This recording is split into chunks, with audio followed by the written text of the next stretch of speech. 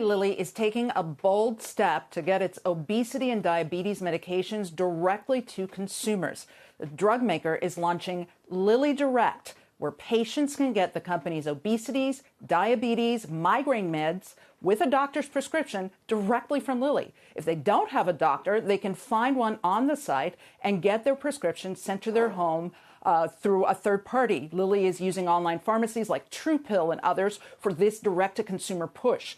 In an exclusive interview with NBC News' Maggie Vespa, CEO David Ricks says he thinks consumers are ready for this move. At a high level, it seems like something that should have happened before. We're used to buying consumer goods directly from manufacturers all the time on online websites.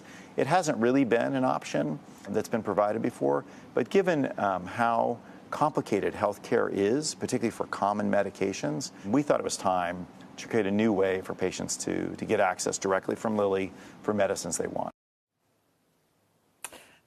Now, through Lilly Direct, patients can get the company's new weight loss drug, Zepbound, which lists for about $1,060 for half that price at $550 without insurance and a copay of $25 with insurance. Now, that transparent pricing is really a shot across the bow at the big three pharmacy benefit managers, Cigna's Express Scripts, CVS's Caremark, and United Health's Optum. Drug makers have long complained that they have to give PBMs steep discounts, but then patients still pay high out-of-pocket costs based on a list price, and that the PBMs, they say, pocket the difference. Now, David Ricks has said that he wants employers to know that they are working hard to make these weight loss drugs more affordable. By doing this, he's certainly setting a precedent saying, really, the real price of this is $550, not the list price that we have to use to negotiate with the PBMs.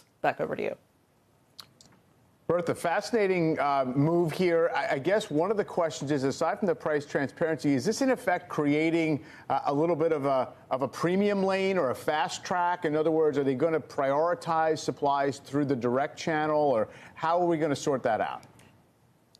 Yeah, that's one of the interesting things. We know that Novo Nordisk has trouble with the supply, keeping up with demand in terms of Ozempic and Wegovy. However, the folks at Lilly say that they're okay in terms of supply, especially with Zepbound. This is new, so the demand is just ramping. They certainly want to put this drug on the map. But this doesn't mean that they're going to get rid of their relationships with PBMs altogether. I mean, one real sort of example of how these guys are frenemies is what happened yesterday. CVS is taking off AbbVie's Humira. This is a drug to treat rheumatoid arthritis, plaque psoriasis. They're taking that off of their formulary starting in the second quarter and only going to offer the generics or the biosimilar versions of those. What AbbVie is doing is it's going to work with CVS's company that is producing biologics, biosimilars, and they're going to give them a co-branded biosimilar version of that so that they can still get that sale. So at a much more discounted price from the list price, but they still want to be in there. Bertha, this is not a coincidence that this is happening at a time where the federal government is trying to lower drug costs and is going to be directly negotiating with the drug companies for Medicare. That's a big part of the reason everybody's been trying to figure out internally, because the drug companies have been saying it's the pharmacy benefits managers' fault, it's trying to point the blame elsewhere. Do you think that this is something that is really going to stick? I understand why they would do it with a big popular drug that consumers want, like these weight loss drugs, because that gets the attention. The idea that they went to the Today Show, it means they're looking for the broadest possible consumer audience to get some of these things. But is this more than a marketing ploy? Is this an attempt to really break the system and say, forget it, we're going to go direct and we're going to try and do that with a lot more drugs?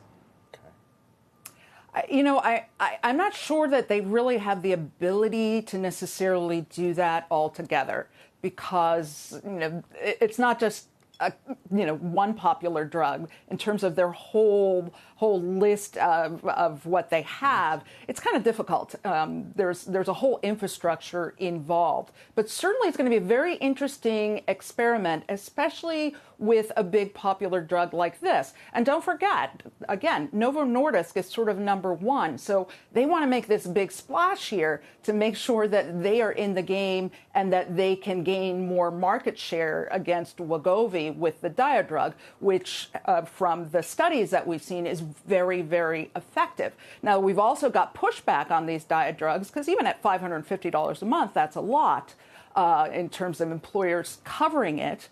So especially if it's something that someone has to be on these drugs for a lifetime, there's still a lot of employers that are trying to figure out how they can afford this. We've even seen a report this morning, Modern Healthcare, that more employers or more insurers are starting to look at bariatric surgery and make that more accessible because that's just a one-time $25,000 or $30,000 expense rather than a lifetime of these drugs, and these drugs that are new, so they're still on patent.